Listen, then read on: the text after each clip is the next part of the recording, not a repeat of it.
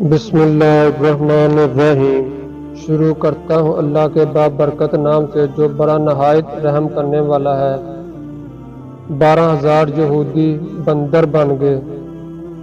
حضرت داؤد علیہ السلام کی قوم کے 70,000 افراد سمندر کے کنارے اہلیہ نامی بستی میں رہا کرتے تھے۔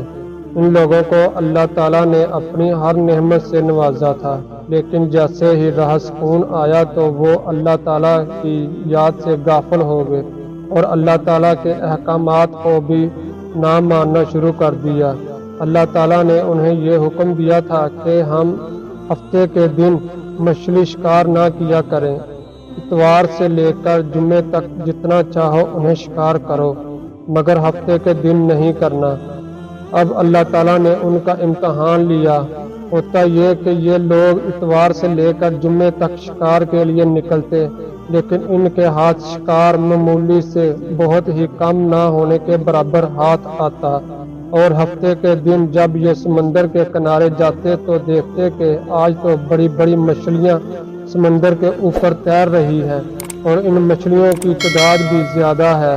پیارے دوستو، اس طرح معاملہ چلتا رہا کہ ہفتے کے دن مچھلیاں زیادہ ہوتی اور پھر غروب آفتاب کے وقت آندھے ہفتے تک کے لیے غائب ہو جاتی، یعنی کم ہو جاتی۔ اس بستی میں ایک شخص کو شیطان نے ورگلایا کہ تم پریشان کیوں ہوتے ہو؟ تمہیں ایک ترکیب بتاتا ہوں، تم ایسے کر لیا کرنا جس سے ہفتے کی حرمت بھی قائم رہے گی اور تمہیں مچھلیاں بھی مل جائیں گی۔ شیطان نے اس کو ساری ترکیب بتا دی۔ اب جب ہفتے کا دن آیا تو اس نے شیطان کی بتائی ہوئی ترکیب پر عمل کرنا شروع کر دیا۔ شکار کا سامان لے کر یہ شخص سمندر کے کنارے چلا گیا اور اس نے کانٹا لگا کر ڈوری سمندر میں ڈال دی۔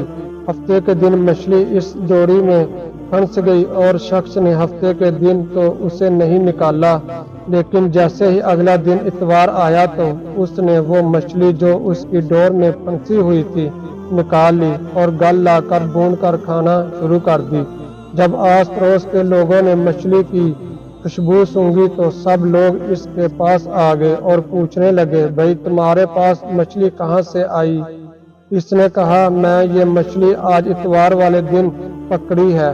خیر لوگ چلے گئے۔ اگلے ہفتے کو اس شخص نے پھر وہی ترکیب آزمائی جو اسے شیطان نے سکھائی تھی۔ جب مچھلی کی خوشبو آس پڑوس کے گھروں تک پہنچی تو وہ تمام لوگ پھر آ گئے اور کہنے لگے، ہم تو پورا سمندر اتوار کو چھان مارتے ہیں، ہمارے ہاتھ تو ایک بھی مچھلی نہیں آتی، تمہیں یہ کہاں سے مل جاتی ہے؟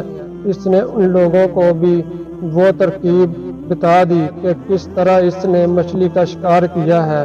پیارے دوستو، وہ بھی اس طرح کرنے لگے، بلکہ بعض تو اس کے لیے بڑی منصوبہ بندی کر ڈالی، اور وہ یہ انہوں نے سمندر سے نالیاں نکال کر خشکی میں چھوٹے چھوٹے تالاب بنا دیے، اور جب ہفتے کے دن مچھلیاں سمندر میں آتی تو وہ نالیوں کے ذریعے تالاب میں بھی آ جاتی۔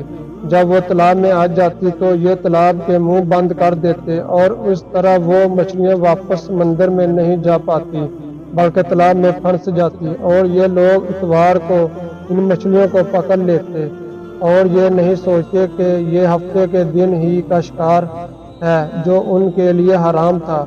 اب اس بستی میں اللہ تعالیٰ سے ڈرنے والے مسلمان بھی موجود تھے۔ انہوں نے انہیں سمجھایا کہ یہ تمہیں کیا کر رہے ہو اور کیوں اللہ تعالیٰ کے عذاب کو دعوت دے رہے ہو، لیکن وہ اس بات پر راضی نہ ہوئے۔ یہ مولویت ہم کو مت دکھاؤ، ہم ہفتے کے دن کب شکار کر رہے ہیں، ہم تو اتوار کے دن ہی شکار کر رہے ہیں۔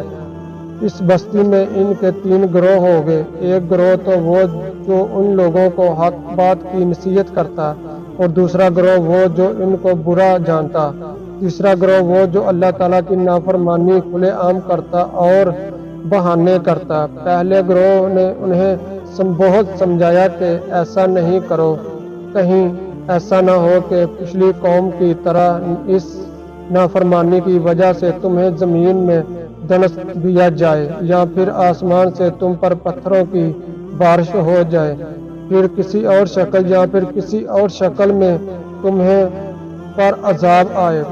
جب وہ باز نہیں آئے تو ان کے نیک اور صالح لوگوں نے کہا ہم نافرمانوں سے کوئی تعلق نہیں رکھیں گے، لہٰذا انہوں نے بستی کو 2 حصوں میں تقسیم کر لیا اور درمیان میں ایک دیوار بنا لی اور اپنے آنے جانے کا راستہ بھی تبدیل کر لیا۔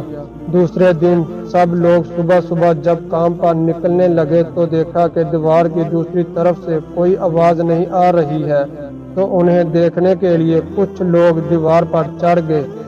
دوسری طرف انہوں نے عجیب منظر دیکھا کہ وہ سب کے سب بندر بن گئے ہیں۔